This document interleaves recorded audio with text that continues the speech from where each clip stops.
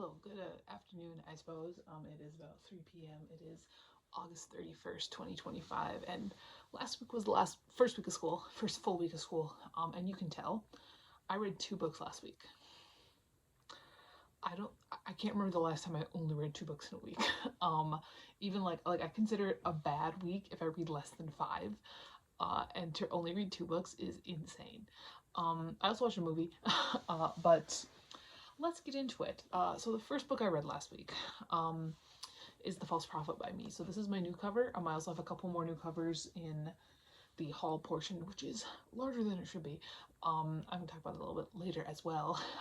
But long story short, I am really on a quest to really redo the covers for not all, but most of my books, and this is what the Pentology books are looking like. And so then when I get a new cover, then obviously I buy it again, and then it gets put in the book wall and I get to reread it. But The False Prophet, this is the fourth book in the Pentology of Hell series.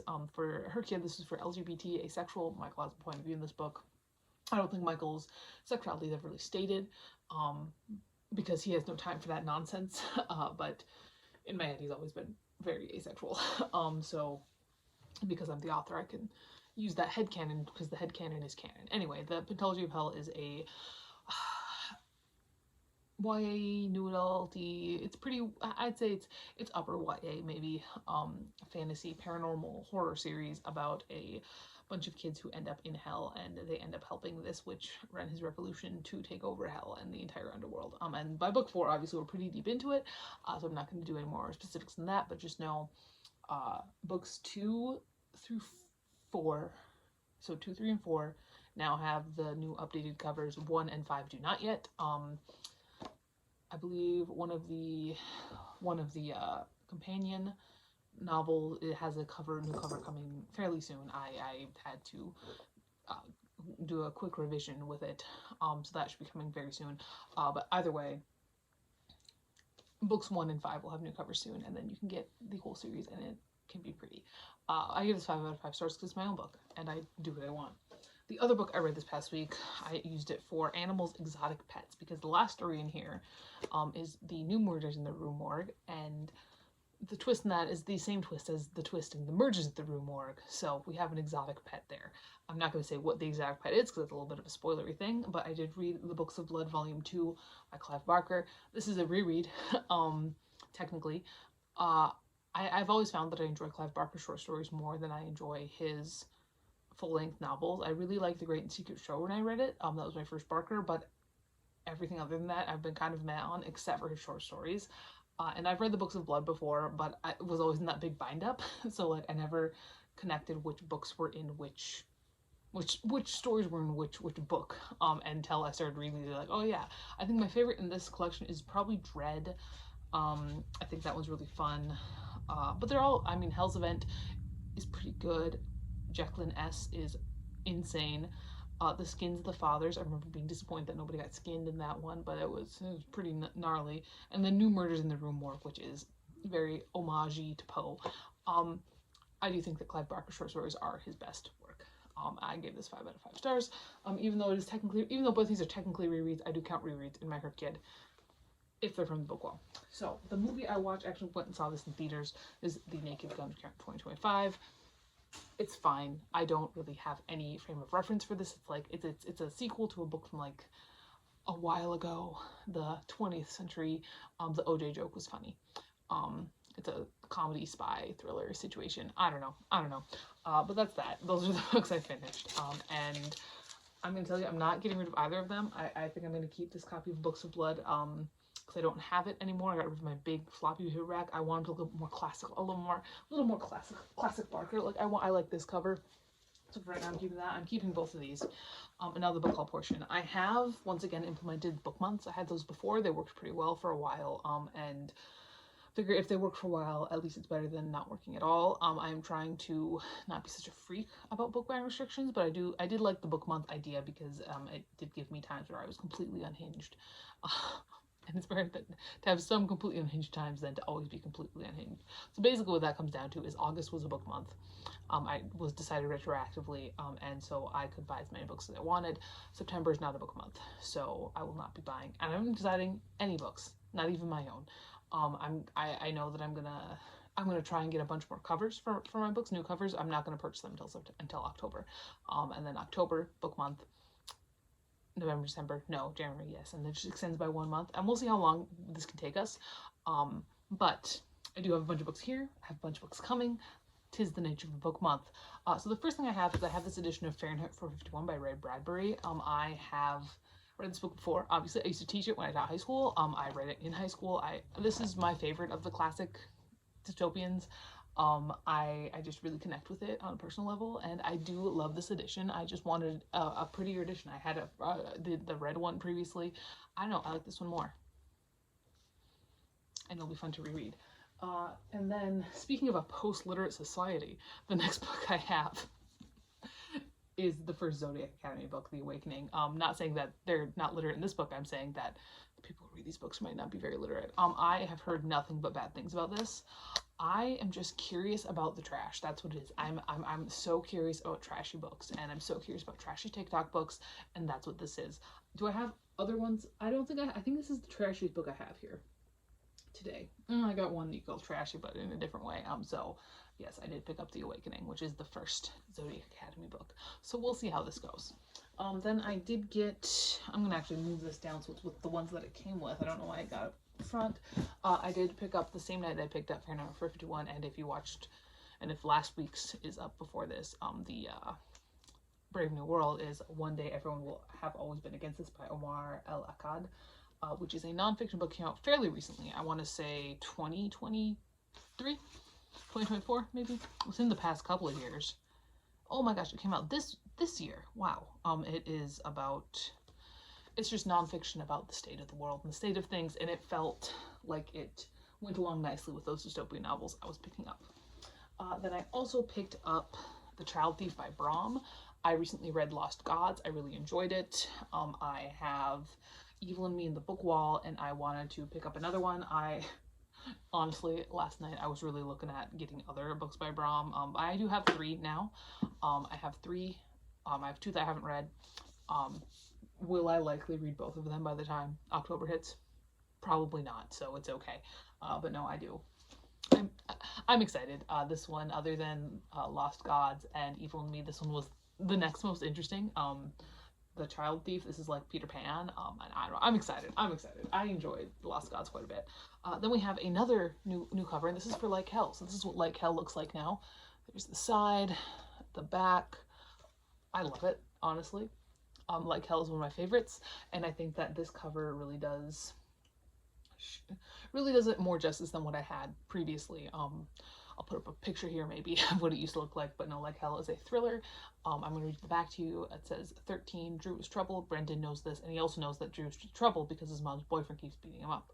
One night, Drew's mom's boyfriend goes too far. 17, Drew is back. Drew wants to kill his mom's boyfriend. What else is Brendan going to do but help him? 23, they failed. It's time to finish the job. Told in 3 different time periods. Like Hell is a story of friendship, revenge, and giving it all up for someone, whether they deserve it or not. Like Hell is one of my favorites. I have such a soft spot in my heart for Like Hell. I don't know, I enjoy it. I paid $80 for this cover, so please purchase the book. Then I did get a lot of children's fantasy. I got some, it's mostly Tamora Pierce, and one other one. I got Trickster's Queen, which is the sequel to Trickster's Choice. I have not read Trickster's Choice. I don't own Trickster's Choice. It is a hell of a tongue twister. But I will have to get my hands on that before I read this, but that doesn't need to be anytime soon, if we're being completely honest. I also got a couple books in the Protector the Small series, which was my Tamora Pierce series. I didn't read Alana books when I was a kid. I read the Kell books. So we've got First Test, which is the first book, and Squire, which is the third. I loved these books growing up. They were super fun. I had a good time with them. So Alana is kind of a prequel. This is kind of a sequel series to Alana. So if Alana was the first Lady Knight, Kell is the first Lady Knight who comes in as a girl. So because Alana was dressed as the boy the whole time, and Kell comes in as a girl, and it's a great series. That lot also came in with A Knot in the Grain and Other Stories by Robin McKinley, which I know nothing about. Alright, then last week I had a Barnes & Noble haul, one of the books that didn't come until this week, and so that is Repeat After Me by Jessica Warman, which is like a time loop situation is what I'm gathering from this. Honestly, this was a cover by. I'm going to completely real with you. It was a cover by. And so then after that, It was like a dark... Okay, so the rest of these are kind of mixed up. I've got a pre-order, a couple pre-orders. I got another one of my own books that's a new cover. I have some books from a dark fantasy lot. I have some books from a horror classics and fun editions lot. So we're just gonna roll with it, and I will tell you if they're anything fancy. First up, I did get Welcome to Night Vale by Joseph Fink and Jeff Craner. I used to listen to this podcast all the time in high school. That was when it was really big on Tumblr, in like 2013, 2014. And I've never read any of the books. I might have this one in the book wall. It might be in there, but now I have it again. I also have Yesterday's Hero by Jonathan Wood, which I have never heard anything about ever. I have this beautiful edition of Frankenstein by Mary Shelley. Oh my god, it is gorgeous. Look at this. I don't know how it's so big. Like, I suppose we got a filmography. Okay, we got like so many appendices and filmography. Okay, we got a lot of stuff in the back. I'm gonna say, like, my copy of Frankenstein is tiny. Let me show you my copy of Frankenstein. So this is my copy of Frankenstein. It's tiny.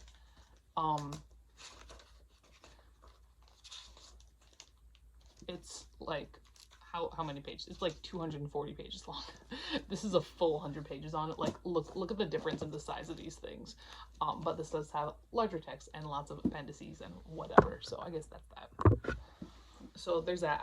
It was a lot of like 5 of these. So I got a couple more of these. On the same train, I do have The Thing on the Doorstep by H.P. Lovecraft and Other Weird Stories. I do have a complete collection of H.P. Lovecraft also in the book wall. But again, it's a lot of books, so I don't control what's in there.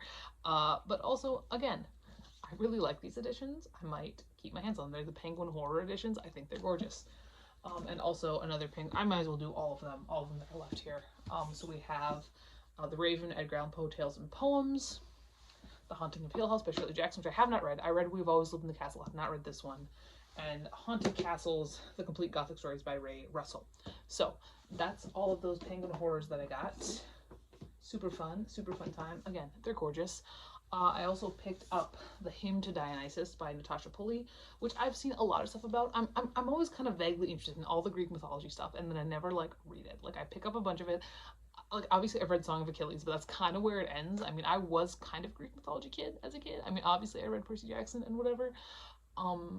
So I'm interested in this. Also, Dionysus is my favorite. So if I was going to be one of those freaky pagan people, I would absolutely be a Dionysus person. I also picked up, we'll do this one next. So this is my new cover for Like a Fire, Pentology of Hell, Book 3. There we go. There we go. Again, look how nice and fun they look together. I already gave my spiel on the Pentology of Hell, but that's another new cover that I have here. Now, the rest of that lot that had the